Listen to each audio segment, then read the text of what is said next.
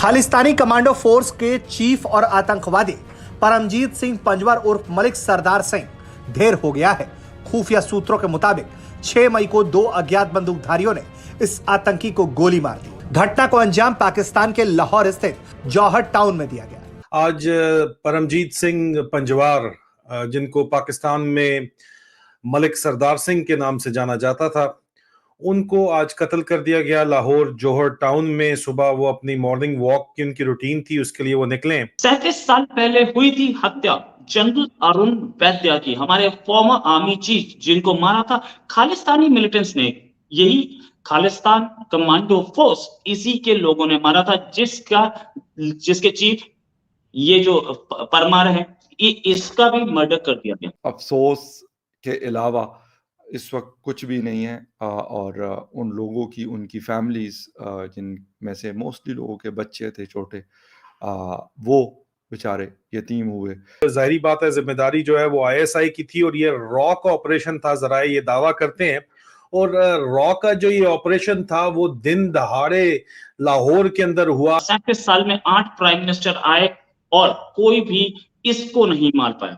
इसको मारने का अब मोदी के टेन्योर में ये होना था और इसीलिए बोला जाता है मोदी है तो मुमकिन है। हिंदुस्तान पाकिस्तान के खिलाफ मुसलसल और मुतवादिर प्रोपेगेंडा कर रहे हैं, तो जो एक्शंस जो हैं उनके वो आपके सामने हैं, तो हमें गलतफहमी नहीं हो। हालांकि मुझे ये भी दुख हुआ, ये जो आप देख रहे हैं जिस तरीके का मूवमेंट्स हमें चल रहे हैं, इससे पहले हमने 2 खालिस्तानी मारे थे, दो वो लोग मारे थे, हमने मारे थे या किसी ने मारे थे, 2 लोग मारे थे जो IC 814 में थे, इन्वॉल्व थे, अपना नाम भी बदल चुके थे, सारी आइडेंटिटी चेंज हो गई थी, फिर भी निपटा दिया गया। पाकिस्तान के अंदर से जिसमें कुछ माजी की फौजी क़यादत भी शामिल थी और माजी में सियासी क़यादत भी शामिल थी, जिन्होंने उम्मीदें लाई थी हिंदुस्तान से। अब इंडिया की पॉलिसी ये है कि हमसे पंगा लोगे तो हम, चाहे वो फ्रेंडली कंट्री हो या एनिमी कंट्री हो, आपको निपटाएंगे जरूर।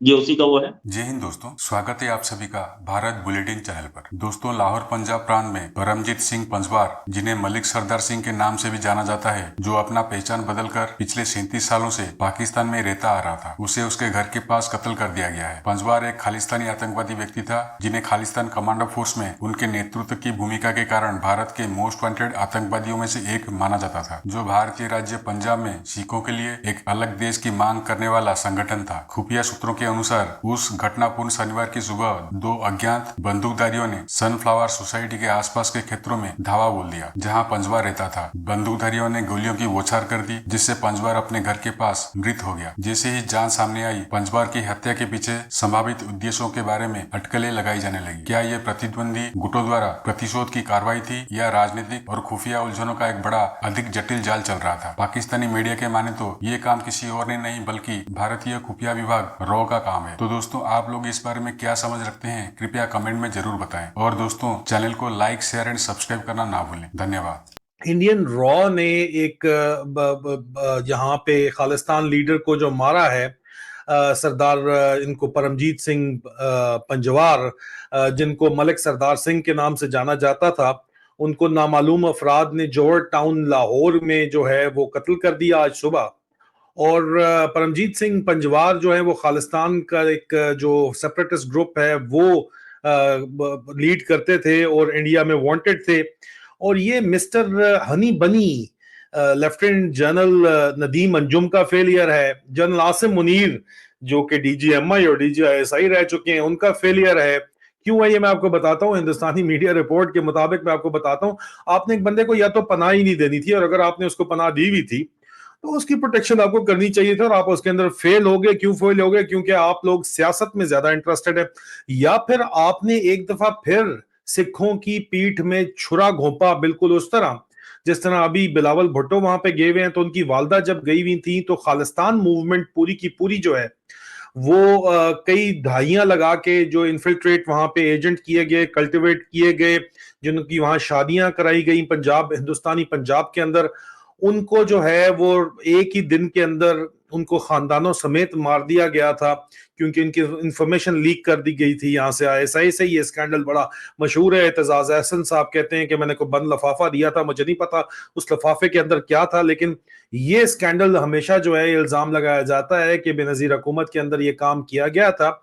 और जनरल कल्लू जो है आईएसआई की तारीख में रिटायर्ड लेफ्टिनेंट जनरल कल्लू को लगाया गया था वहां पे। और जनरल कल्लू से ये बेनजीर ने उस वक्त तो ताकत में थी ज़िया-उल-हक की जो है वफात के बाद, तो फिर उन्होंने ये काम किया था और उन्होंने जो है वो पीस इनिशिएटिव के तौर के ऊपर खालिस्तान नेटवर्क पूरा दे दिया था। अब क्या ये वजह है इसकी, ये भी गौर तलब सवाल है। एक बहुत बड़ा सवालिया निशान जो है वो यहाँ पे खड़ा होता है इस फेलियर की वजह से। और ये इसलिए भी अहम है मामला के लाहौर के अंदर जौहर टाउन में ये लोग, जाहिर बात है जिम्मेदारी जो है वो आईएसआई की थी और ये रॉ का ऑपरेशन था, जरा ये दावा करते हैं। और रॉ का जो ये ऑपरेशन था वो दिन दहाड़े लाहौर के अंदर हुआ, लेकिन लाहौर में अगर आप देखा जाए इस वक्त तो ये लोग जो हैं इनको जो जिम्मेदारी दी गई है ये उन लोगों को भी नहीं संभाल सकते। तो ये सियासत क्या करेंगे, क्योंकि इनकी तमाम तर जो तवज्जो है वो सियासत की तरफ है। इंडियन गवर्नमेंट जो है वो उनको बार बार पाकिस्तान से वापसी का मुतालबा करती रही है। अब ये इस वजह से ये कोई पाकिस्तानियों को पता था कि इनकी मुतालबा हो रहा है। अब अगर कोई डील अंडर द टेबल हुई है, ये अपना अबू नया हिंदुस्तानियों को बनाना चाहते हैं, इतनी बेइज्जती करने के बाद भी आपकी आईएसपीआर भी चुप है, उन्होंने इतनी बेइज्जती की है, आपका फॉरेन ऑफिस भी चुप है, चुप करके खीकी सिर्फ कर रहे हैं। ये दूसरा बांग्लादेश बनना चाहते हैं, रॉ का होल्ड चाहते हैं। ये ऑपरेशन जो करवाया गया है, जराए दावा करते हैं कि ये रॉ का ऑपरेशन है। तो अब पंजवार ने जो है वो कहते हैं कि केसीएफ को जिंदा रखा हुआ था अभी तक, और फंड्स जो हैं वो क्रॉस बॉर्डर जो हिंदुस्तान के अंदर जो उड़ते पंजाब में जो हेरोइन जा रही थी उसकी ट्रैफिकिंग के अंदर ये इन्वॉल्व थे। और स्मगलर्स और जो वहां पे लोग हैं, हैंडलर्स हैं, उनके दरमियान में सबसे अहम तरीन लिंक पंजवार साहब का खुद था, ये जराए का दावा है। और वो ये भी कहते हैं कि रेडियो पाकिस्तान को इस्तेमाल करते थे अपने जो है खालिस्तान तंजीम को मुतहरक रखने के लिए। और उसके अलावा ड्रग ट्रेड और इंडियन फेक करेंसी नोट के अंदर भी कहा जाता है। ये तो जो भी इस तरह का काम करता है, जाहिर बात है उसको ये सारा काम उनको जो है अपने फंड रेज करने पड़ते हैं। देखिए ये बदलता भारत है। अगर आप समझे कि हमारे यहाँ पर ऐसे बहुत सारे एंटी इंडिया फोर्सेस रहे हैं, हमने भारत तो मतलब बाहर तो छोड़ दीजिए, अंदर भी इनके अगेंस्ट कोई एक्शन नहीं लिया। हमारे यहाँ इतने ही दुश्मन भारत के अंदर है जितने बाहर हैं। तो अब जब से सरकार बदली है और सरकार की नीतियां बदली है, उसके अंदर ये एक चीज रियलाइज की, जो भारत में कई इंपॉर्टेंट नेता और मोदी जी ने भी बोला है कि अंदर घुस के मारेंगे। ये नहीं कह सकते कि किसने मारा, क्यों मारा, ऑफिशियली कोई कुछ नहीं कहता, लेकिन समझने वालों को इशारा काफी है, दुश्मन को इशारा काफी है। और खास करके जो दंगे फसाद या ये टेररिज्म एक्टिविटीज जो लोग करते हैं, अब उनको ये रियलाइज हो रहा है कि उनके आका उनको बचा नहीं पाएंगे।